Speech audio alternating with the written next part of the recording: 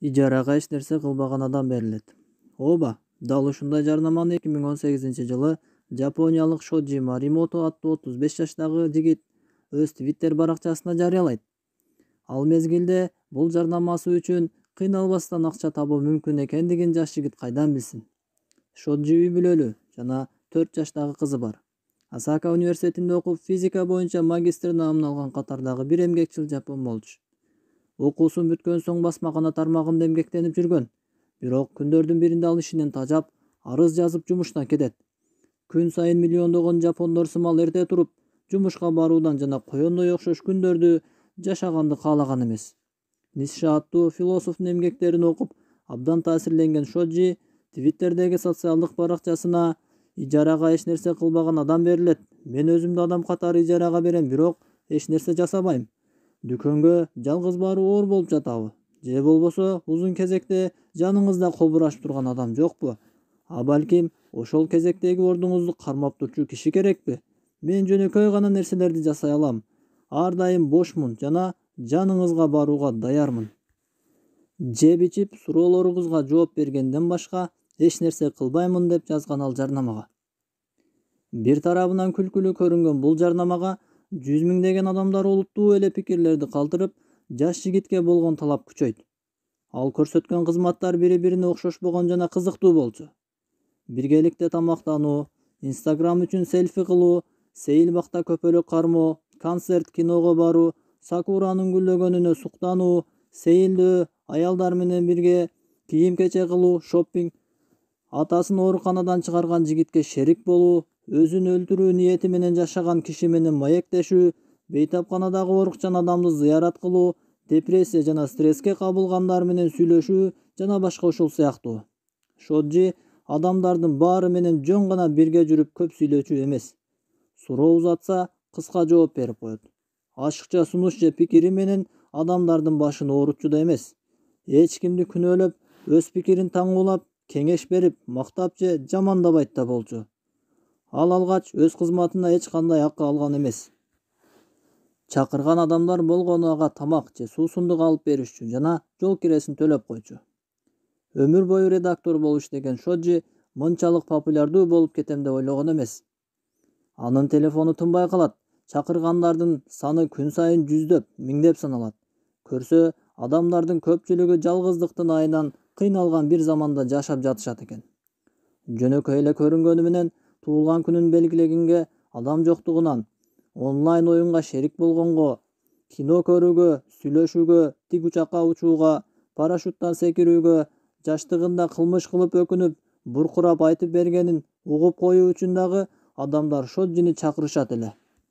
Шоджи маектешүүгө абдан ыңгайлуу болчу. Анткени сүйлөп жатканда сөзүн бөлүп, каршы чыкчу эмес. Кадимки эле күндөлүк сымал.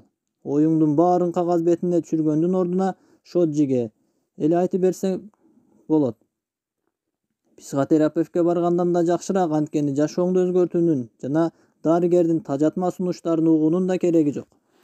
Кылган жумушу Шоджиге абдан жагат, анткени күн сайын түрдүү нерсе менен алексиң жана сени эмне күтүп жаткандыгын билбейсиң. Кардар гана сенин эмне кылышыңды белгилейт. Күн сайын эрте менен эрте чыгып кетип, кеч кайтып үй бүлөгө да тийиштүү көңүл бура албай калгандыгынан жана кардарлардын көптүгүнөн жаш жигит жаңы эреже киргизип койгон. Учурда Шоджи өз кызматы үчүн саатына 10 000 иен, башкача айтканда $100 кызмат акы алат. Ал күнүнө 3-4 клиентке гана өз кызматын көрсөтөт жана алдын ала жазылгандардын саны арбын.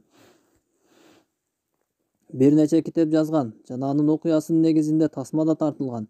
Твиттердеги баракчасына учурда 300 000 киши катталган. Укмуштуудай жана жөнөкөй бул кызмат аркылуу Шоджи 30 миллион иен акча чогултканга да жетишти. Азырынча бизге өөн учураган нерсе, сур булут сымал биздин коомду да 15-20 жылдан кийин каптап калары анык. Кээ бир өлкөлөрдө мамиленин таңкыстыгы байкалса, биздин коомдо тескеринче мамиленин ысырабын күн сайын эле көрүп келебиз. Ысырапты сүйгөн кыргыз мамиледе чектен ашып кеткен. Күн сайын той аш, юбилей, туулган күн, гәп, шерине, отуруш, чай ичүү. Жумуштагылар, группалаш, классташ, аскердеги достор, айылдаштардын группасы, кыскасы башың айланат. Көпчүлүк учурда тажатып да жиберет. Негизи бул ынтымак жана мааракелер адамдарды бириктириши керек эле. Бирок алардын көпчүлүгү ашказандын деңгээлинен өйдө көтөрүлбөйт жана сүйлөнгөн сөз дагы баягы эле криминал, мушташ, сасыган саясат, экинчи катын, кийим-кече, унаанын маркасы, трайбализм. Буга кошумча чогулган жерде эмнени сүйлөшүп маектешебиз эмес, эмне жейбиз деген нерсе биринчи катардагы маселеге айланды. Акыр аягында жасалма мамиле жана коммуникациялар адамдарды жалгыздап жүрүүсүнө алып келет. Койчу, ушул нерсеңди деп жүрүп мамиленин ашыкчасынан баш тартам деген тыянакка келет жана акырындап мамиленин дефицитине кабылабыз. Ар бир нерсенин алтын ортолугу дурус. 21-кылымда эң таңкыс жана эң баалуу товар бул мамиле экендиги маалым. Бирок мамиле кадимки эле азык, ансыз жашоо кыйын, бирок ашыкчасы да зыян. Киши баласы кээде маектешип сүйлөшкүсү келет. Ал эми кээ бир учурда жалгыздыкты сүйүп, өзүнчө жүргөндү да каалап калат. Антуан де Сент-Экзепюри мен билген эң чоң байлык бул баарлашуу деп айткан экен. Кээ бир акылман жана сөз баккан асылдарыбыз да жакшы маектен соң жылкы жегендей эле болдум деп калат.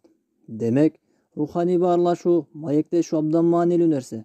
Мамилени дал ошол сүйлөшүү бекемдейт. Кыргызстанда аталар орточо күн сайын балдары менен 10-15 мүнөт эле сүйлөшөт экен. Демек, биз бала тарбиялабай эле, бордок бука баккандай эле бала багып жатыптырбыз. Адам баласы толук кандуу инсан болуп калыптанышы үчүн сүйлөшүү эң маанилүү фактор. Кыскасы айта берсең сөз көп. Маектешели, баарлашалы, сүйлөшөлү, мамилени бекемдейли. Болбосо жакында мен да шот жисимал мамилемди сата баштайм. Урматым менен, Нуриет Абдулазиз.